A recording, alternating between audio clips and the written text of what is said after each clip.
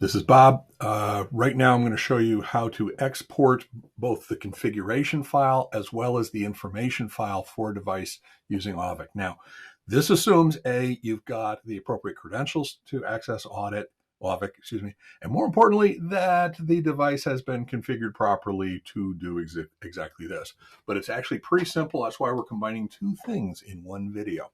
First of all, the overall information file. Now, you need to know the device or roughly where the device name or roughly where it is in order to do this. But first of all, you log on to Auvik, and then you select over here in the drop down the particular client. Now we're blurring this stuff so you don't see the clients and all the data, but you basically select that site, and then once that site comes up, you essentially highlight or identify the object. Now, again, this is not a 101 course on Auvik, but the bottom line is usually you can identify, and usually if it's Auvik, the object in mind is a switch. So you look for these switch type devices, and you see this is the one we're going to say this device is the one we want. You highlight it, it'll give you all that information, but then you click on it, single click, and you'll end up with a whole bunch of information in detail, including this button here calling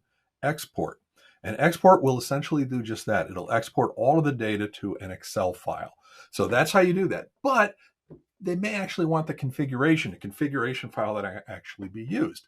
So this is when we just want the information on it. But if we want the actual configuration file, it's still pretty easy. We go, and by the way, you don't have to do one to the other. We go to documentation, and then we specify configuration.